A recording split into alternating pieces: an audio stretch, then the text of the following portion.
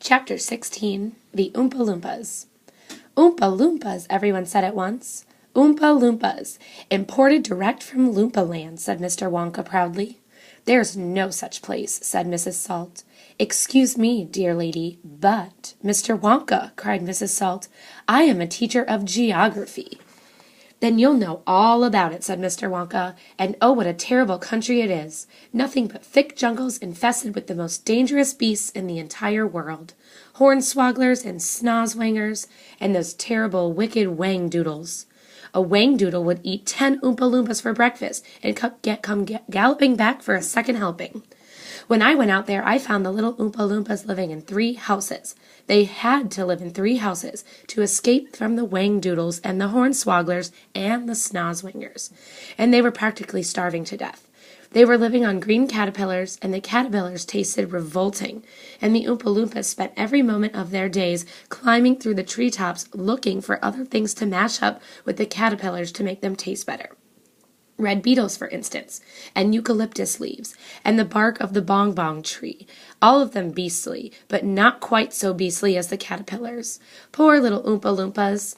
The one food that they longed for more than any other was the cocoa bean, but they couldn't get it, and Oompa Loompa was lucky if he found 3 or 4 cocoa beans a year. But oh, how they craved them. They used to dream about cocoa beans all night and talk about them all day.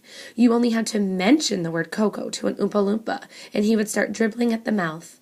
The cocoa bean, Mr. Wonka continued, which grows on the cocoa tree, happens to be the thing from which all chocolate is made. You cannot make chocolate without the cocoa bean. The cocoa bean is chocolate. I myself use billions of cocoa beans every week in this factory. And so, my dear children, as soon as I discovered that the Oompa Loompas were crazy for this particular food, I climbed up to their treehouse village and poked my head in through the door of the treehouse belonging to the leader of the tribe. The poor little fellow, looking thin and starved, was sitting there trying to eat a bowl full of mashed-up green caterpillars without being sick. "Look here," I said, speaking not in English, of course, but in Oompa Loompa-ish.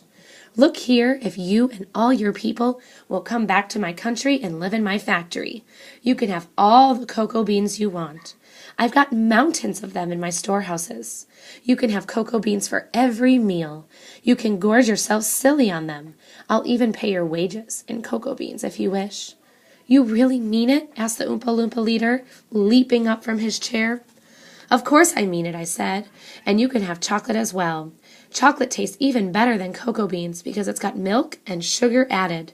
The little man gave a great whoop of joy and threw his bowl of mashed caterpillars right out the treehouse window. "It's a deal!" he cried. "Come on, let's go." So I shipped them all over here, every man, woman, and child in the Oompa Loompa tribe. It was easy. I smuggled them over in a large packing case with holes in them, and they all got here safely. They are wonderful workers, and they all speak English now. They love dancing and music. They are always making up songs. I expect you will hear a good deal of singing today from time to time. I must warn you, though, that they are rather mischievous. They like jokes. They still wear the same kind of clothes they wore in the jungle. They insist upon that. The men, as you can see for yourselves across the river, wear only deerskins. The women wear leaves, and the children wear nothing at all. The women use fresh leaves every day. "Daddy!" shouted Veruca Salt, the girl who got everything she wanted. "Daddy, I want an Oompa Loompa. I want you to get me an Oompa Loompa. I want an Oompa Loompa right away. I want to take it home with me. Go on, Daddy, get me an Oompa Loompa." Now, my pet," her father said to her, "we mustn't interrupt Mr. Wonka." "But I want an Oompa Loompa!" screamed Veruca. "All right, Veruca, all right. But I can't get it for you this second. Please be patient. I'll see you have one before the day is out." "Augustus!" shouted Mrs. Gloop. "Augustus, sweetheart!" I don't think you had better do that." Augustus Gloop, as you might have guessed, had quietly sneaked down to the edge of the river, as he was now kneeling on the river bank, scooping hot melted chocolate into his mouth as fast as he could.